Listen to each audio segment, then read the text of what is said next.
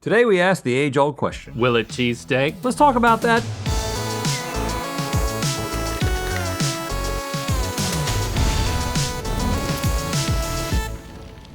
Good mythical morning. We're about to take the classic, gooey, mouth-watering cheesesteak to places it either will or will not go. And a portion of today's episode is sponsored by Chime, but more on that later. Now, when you hear the word Philadelphia, what's the first thing you think of?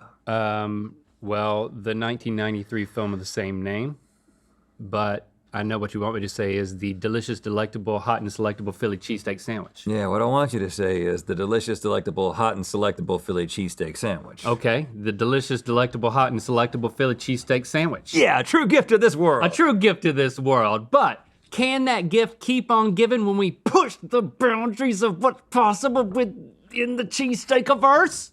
It's time for Will It Cheesesteak?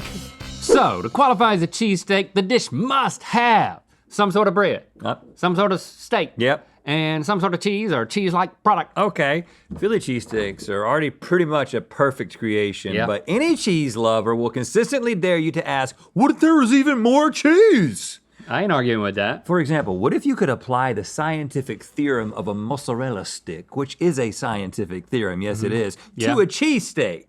Well, we're answering that call with this ginormous Philly cheese stick. Mythical Chef Josh. Woo! What did you do? Well, we took a giant brick of mozzarella cheese, we hollowed that out, we stuffed it with shaved ribeye steak, onions, and then processed yellow cheese spread. Where does one acquire such a giant mozzarella stick to hollow out? Farm. We milked the cows ourselves. Oh my goodness. Look at that cross section.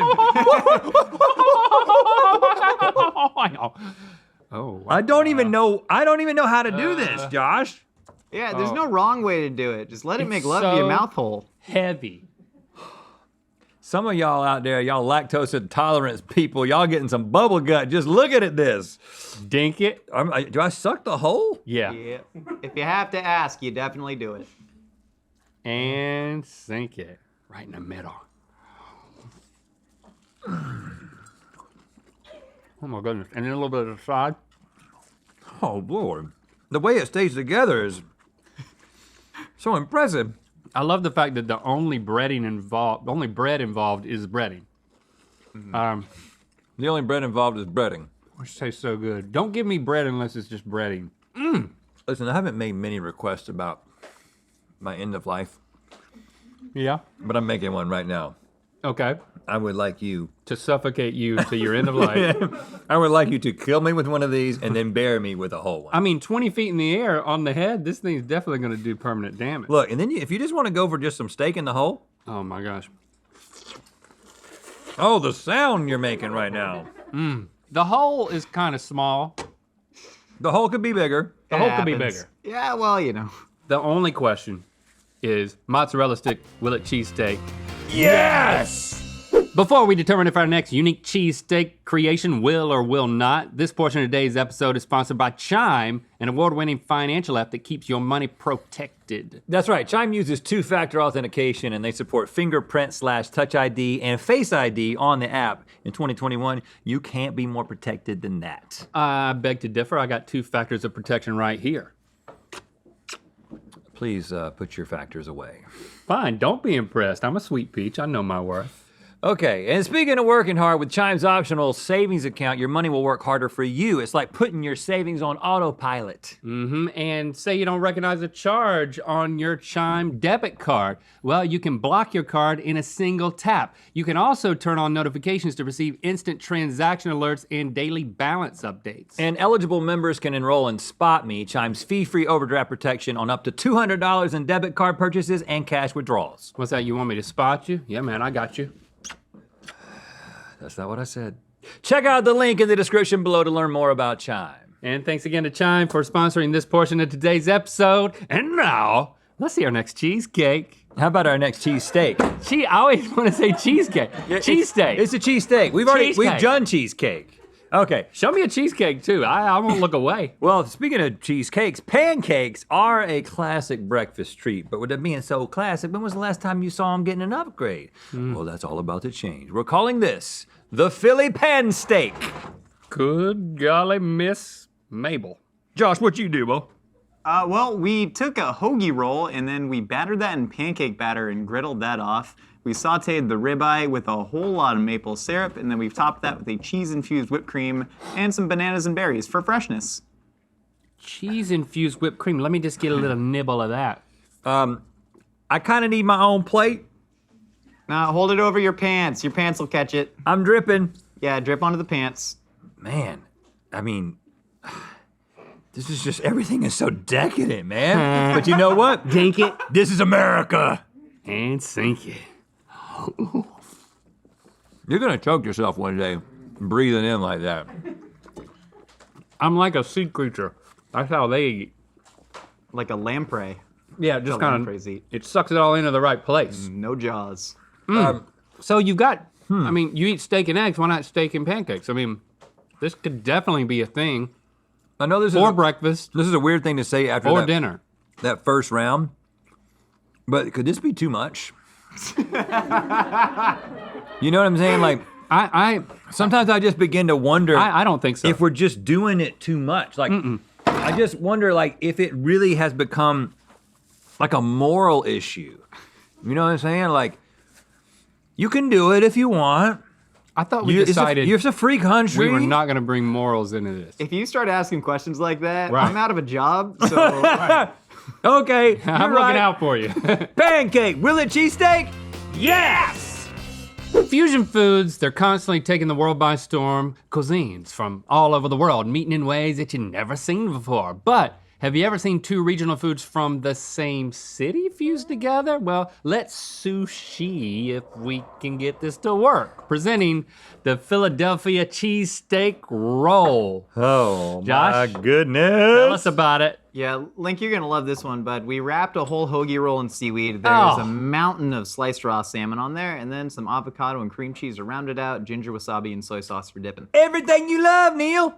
Oh gosh, I like avocado and I like cream cheese. Here's a little bit of history. The queen of sushi, Chef Madame Sato, moved to Philadelphia and invented the Philadelphia roll in 1984, helping popularize sushi in a nation unfamiliar with it. It is a great way to introduce sushi to someone. I mean, I remember the first roll I had was a Philadelphia roll because there's like, listen, you put some cream cheese on it. This Southern boy, he'll like it, and it worked.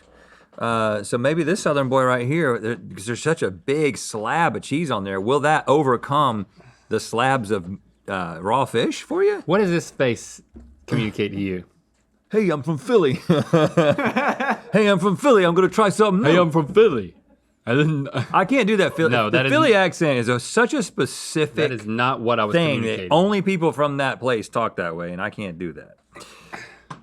So I just do a sort of a bad New York accent and hope people aren't educated. Are you interested? Are you Yeah, I'm kind of interested over here. over here? No. They have a weird way of saying certain words. I don't know how it works. I'm not doing it. Just eat the hoagie. Hoagie. Eat the hoagie. The hoagie. The hoagie. The hoagie. Yeah, it's a good hoagie. Hey, you should dip it in soy. Dip it in soy, boy. I just called you a soy boy.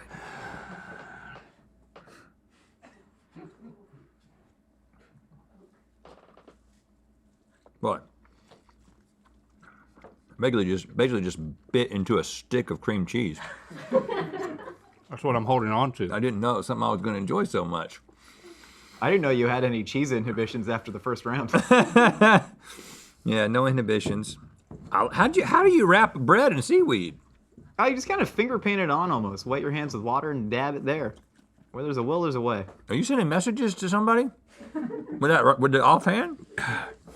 Yeah, I'm like, please get me out of here. I kind of like it. Not that bad at all. Thank you for making me a soy boy. That helped. And really thinking about the avocado part. Thank you for making me a soy boy. That helped. It's not bad. It really isn't. No, I mean, You know, I feel like I'm in Philadelphia in 1984. Whoa, what is this new world I've been exposed to? Call me soy boy. It's exactly the same flavor profile as a Philly roll, but with bread and just more of everything. I mean, people would definitely line up for this thing. I mean, look, if you're into it, I think you'd really go for it. So setting aside my concerns personally, publicly, I think there's potential here. You know, I'm a businessman. yeah, don't make it personal, make it public. Philadelphia roll, will it cheesesteak? Yes! I think it's the sound of Santa Claus coming to town. Get your tinsel, get your eggnog, and get that gingerbread cheesesteak. Yes, presenting your next holiday staple, the gingy steak. Okie dokie. It kind of looks like something that might happen in a refrigerator after an earthquake. You know what I'm saying? It's like you had the... Is that how you made it? Yes, it is actually. We invoked the gods to shift tectonic plates to get this on the table. Thank you for asking. He's being facetious. I'm just saying, it looks like the gingerbread men, or gingerbread people, fell into the cheesesteak. Woo! That is what happened. You can see the panicked looks on their faces. Yeah, I they, like that. They do not look happy. Have I told you? What is this, Josh? Well, we took a hoagie roll and then we coated that in gingerbread crumbs. And then we added some gingerbread crumbs to the meat, a little bit of extra ginger allspice, some cream cheese frosting, and then the panicked gingerbread people. Let me get them to make love for the sandwich. That's hot. Okay. Look, if you turn them like this, you know what that is. That's one way to go, down the gullet. Together. I like what Rhett's doing there. My two gingerbread people are enjoying one another right now. Have I told you my opinions on gingerbread? I actively dislike gingerbread houses. Oh, yeah, there we go. Nothing about them do I like. On Friday, yes. Yeah, so I'm not expecting this to work for me. It smells strong with the gingerbread. It's like the ginger and the meat. Okay. Very strange. Meaty, gingerbready, very sweet. Ugh. Well, hold on, before you get all upset about it. I'm not liking it. How are you gonna like this? Well, one of my philosophies in life is to have incredibly low expectations. That's how I make it through, Don't talk about your friends. a day. I came into this with such low expectations, but something about this makes me think the only way I can enjoy gingerbread is if there's meat involved. What? Try to sell me on this because it tastes bad. The tastes don't go together. It's definitely not good, but it's better than gingerbread by itself. So if the name of this episode was, can you make gingerbread tolerable? Then I would say yes, but... Huh, that's a great idea. Okay. To really demote this episode. Okay. No, this has to be something great, man. This is the holidays. It's not. People are getting together. They're making the houses and they're making the men, and they're not doing this And it ever. shouldn't be. Gingerbread, will it cheesesteak? No. When you're cooking cheesesteaks, you're bound to generate a lot of oil and grease. And then normally you safely dispose of that used oil Right. and grease by throwing it away. But what if you didn't do that? Oh. What if you just put it back into the sandwich, creating a renewable food resource, the Philly grease steak? Josh, what did you do and why did you do it? Well, Rhett, we did it because we care about the environment, and Okay. this is our zero waste cheesesteak. We took the fatty trimmings from all the other ribeyes that were in your other cheesesteaks. We put that in there. We soaked the bun in duck fat, and then we've infused cheese spread with beef tallow, and then put a little bit of fresh pork lard on top of that. I mean, if I just take this and No, you have to eat No, that. that's how the chef recommends you eat it. You have to eat it. Now you got to dip all that back in there. oh my gosh, I feel like this thing could start a fire. hands, shiny Like, don't get too close to a flame with this thing. Look at me with my shiny hands. Okay. I feel like you've desecrated. This thing is not desiccated. You know it what? is the exact you will opposite be desiccating of desiccated. and defecating, and it's gonna be After all that cheese we've been eating, I think we need some of this, you know? to slide to shoot up, Just loop it on out of here. shoot some ladders. The only thing that really just tough scared me to was when work you up said the- duck fat. It's like, I don't like it when people say that. You know, duck fat. Okay, I'm going in.